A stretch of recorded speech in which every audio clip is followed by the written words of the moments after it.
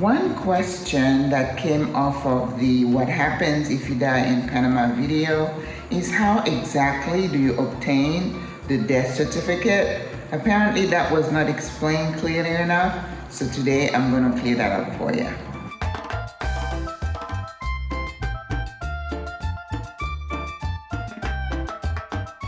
Hey everybody, welcome back to Single Women Retiring Abroad.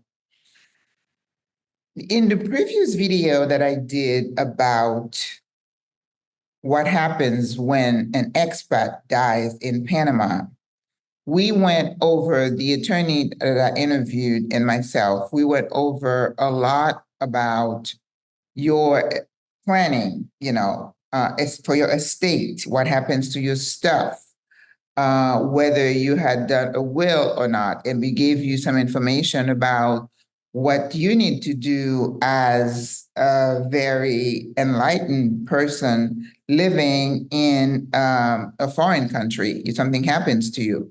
But based on a couple of questions that people have had, yes, we watched the video, but you didn't tell us exactly how to get that death certificate, which is a very important document. So this is what we want to talk about today. It's going to be a very short video. I'm not going to rehash everything we talked about. It's just going to be about how we get that death certificate. But before we get started, let me remind you of who I am. My name is Maggie. I am a retired nurse practitioner, and I have been retired in Panama for the last year and a half, getting closer to 2 years, which is wonderful. I still love being in Panama. And people ask me, why Panama? There are lots of videos about why Panama. In fact, I watched one from Abroad-SWRA, who she lives in my building, actually. And everybody has their reasons for for retiring here in Panama. And some people are just here, they're not retired. But I still love it. So I'm a good ambassador for Panama. That doesn't mean Panama is utopia. It doesn't mean we don't have issues. There are lots of issues. And we're getting a new president in July, and the honey-do list is getting really long because we have a lot of things that hopefully we'll be able to resolve. But today we want to talk about, how do you get the death certificate?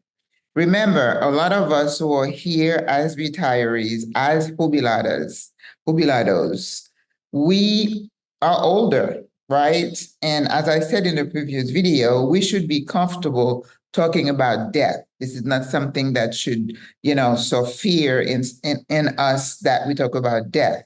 And again, someone reminded me, it's not just older people. We all should be planning. Many times in my career, I had come across people who would die unexpectedly. I could die in the next 30 minutes, anybody. It could happen to anyone.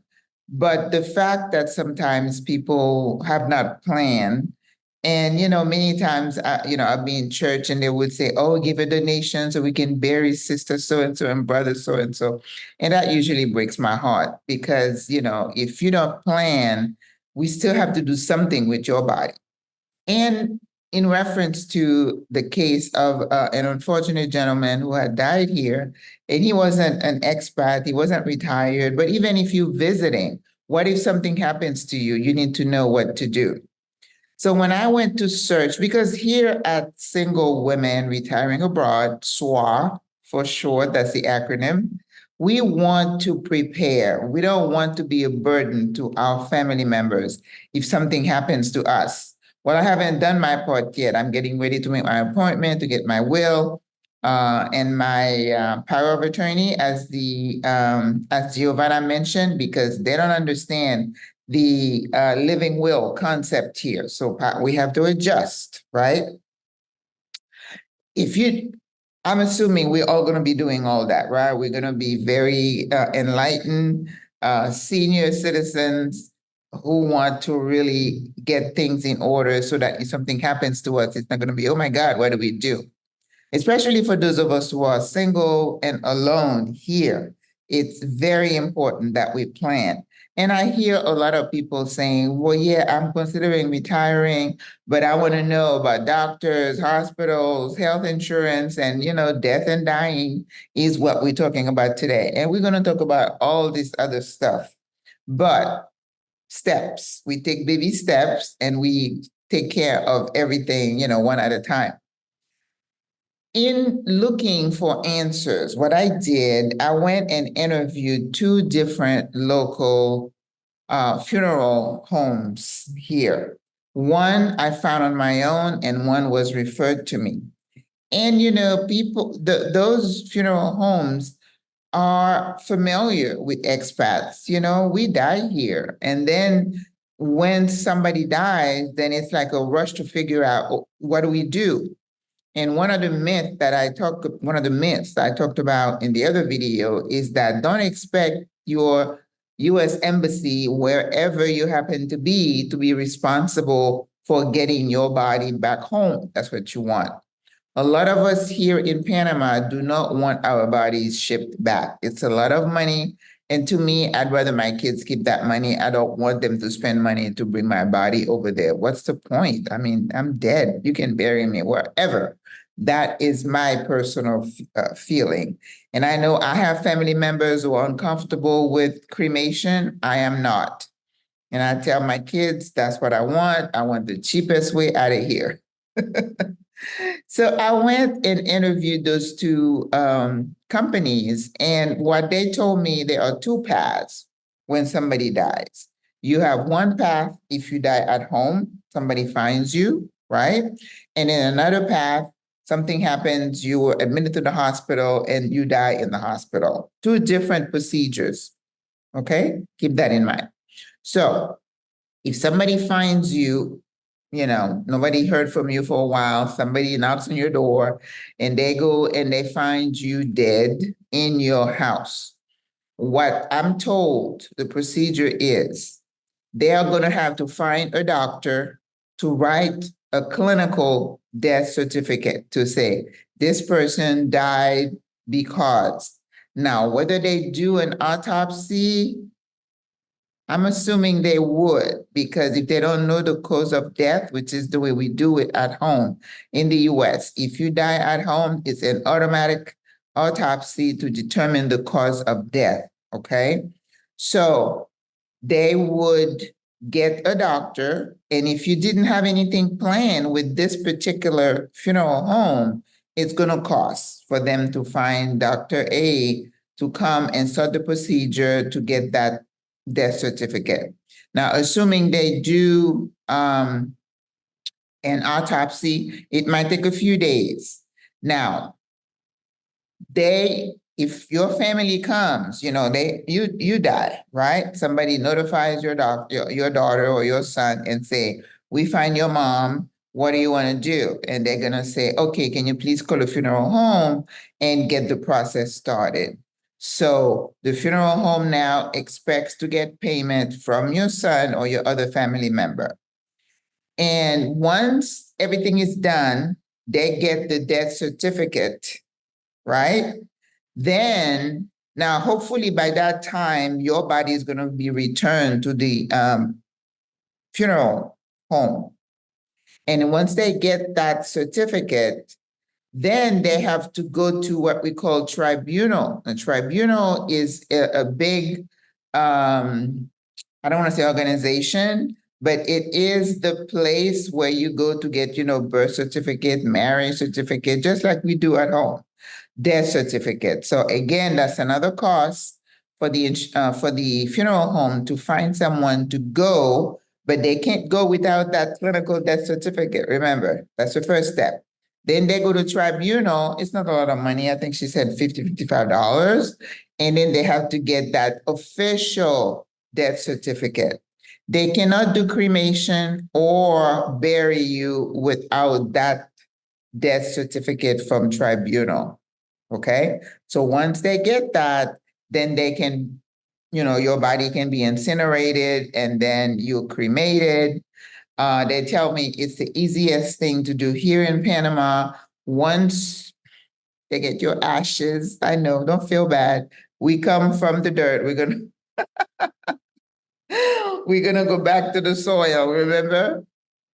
So they put you in like a little plastic urn, and she had a picture of one on her desk, and it's like, I would say 1 foot 12 inches by 8 inches. It's not that big, right?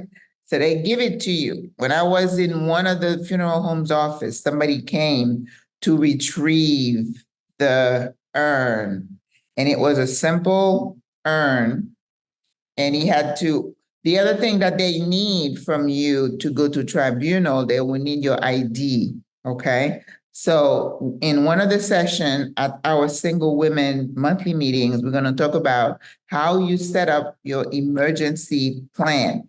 And in your emergency plan, you're gonna have like a bag with all the stuff in it.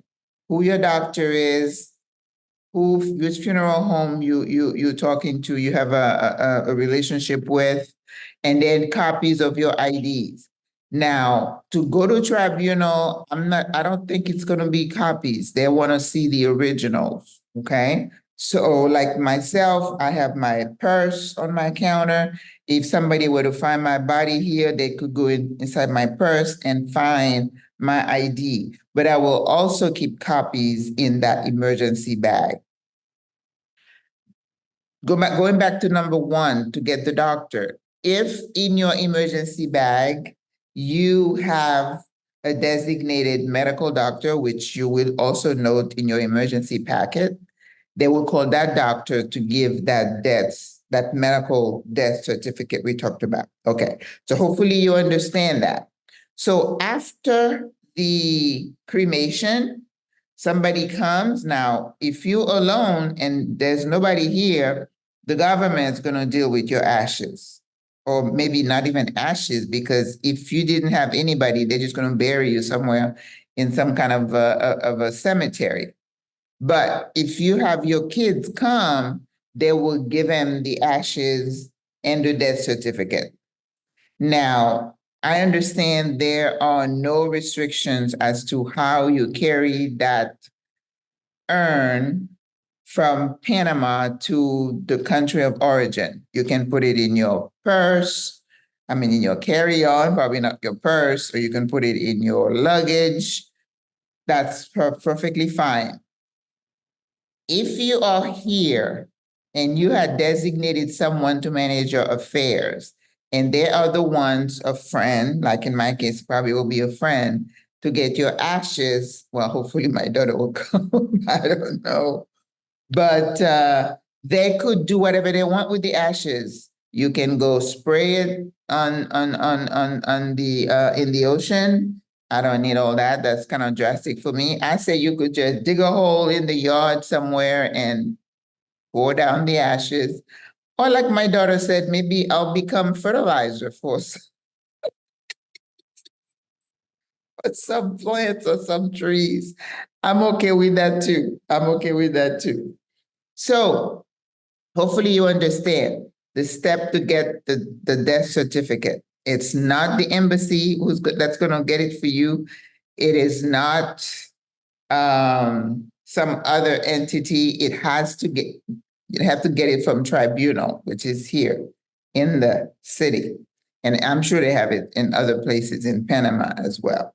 So that's for cremation. Now, the cost for cremation, comparing funeral home A to funeral home B, they're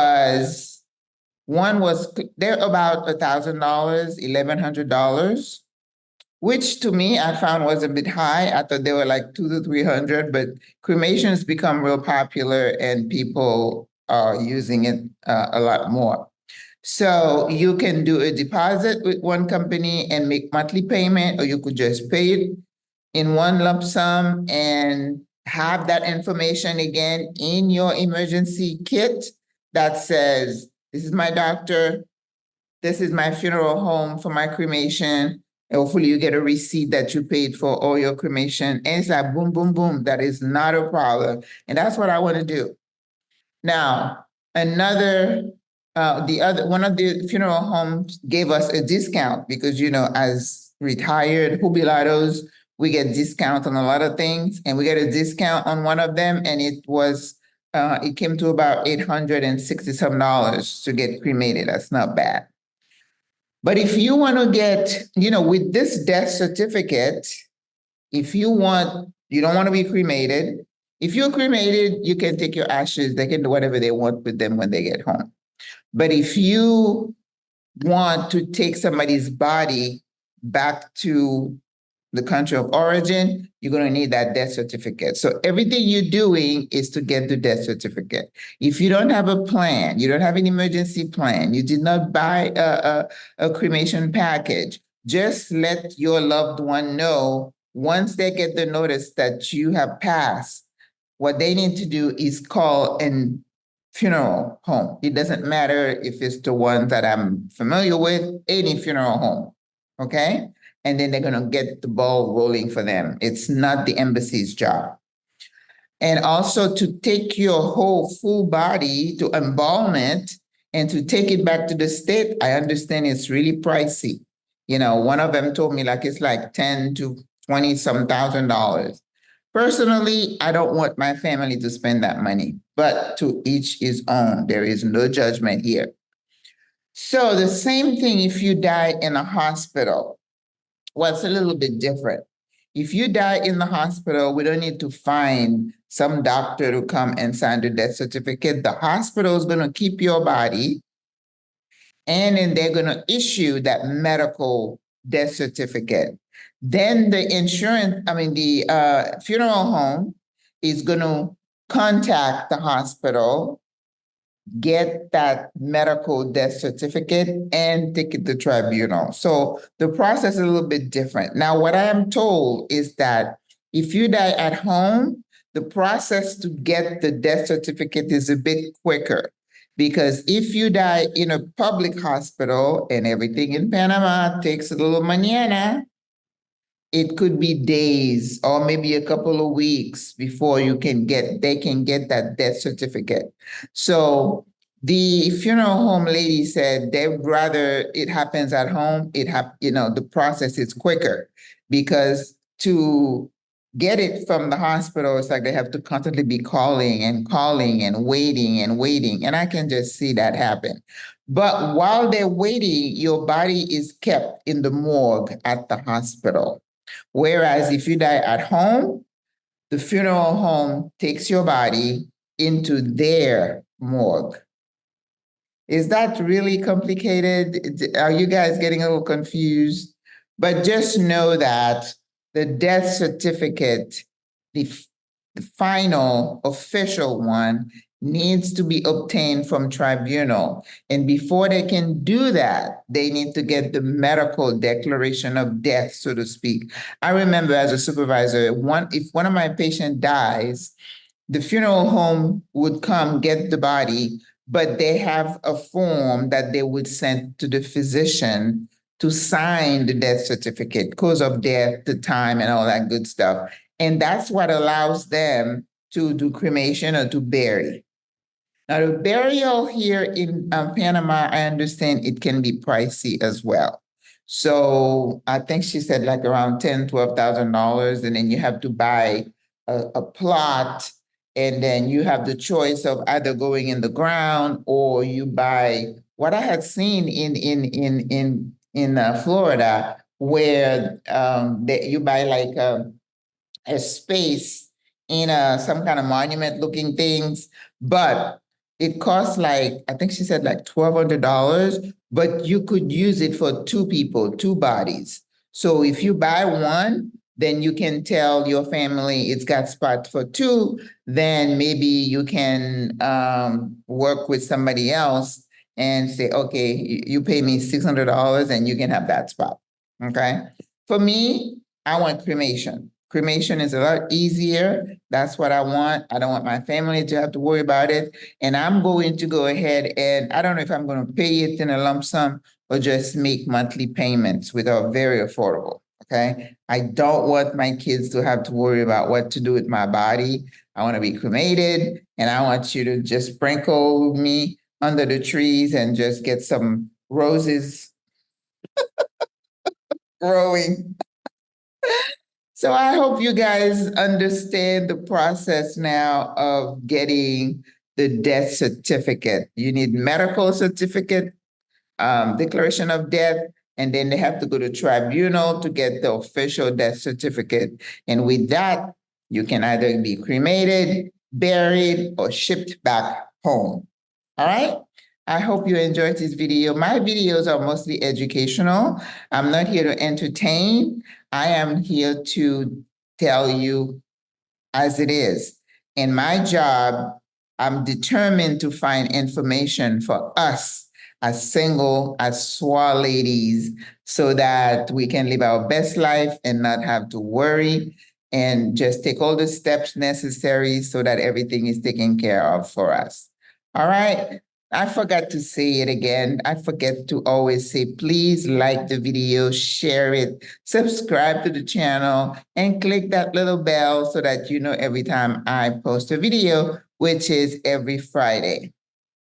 I haven't done any lives. I don't know if I have reason to do lives. I don't think I have enough subscribers, first of all, to do lives, but eventually we will.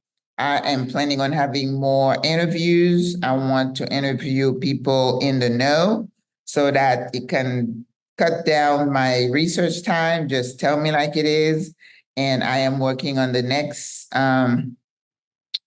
video. I'm not going to tell you what it is because I just want you to click and log on and watch for the video to drop, hopefully by not this Friday, but next Friday.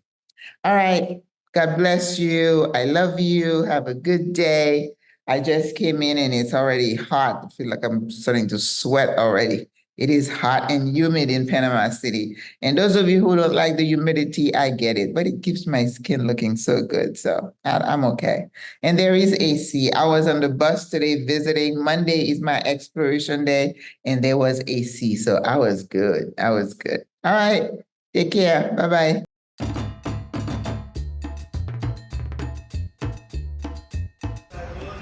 Today in Panama, the Catholic Church is celebrating Corpus Christi, the body of Christ. It's a very Catholic holiday where they celebrate the literal body of Christ in the bread and the blood of Christ in the wine.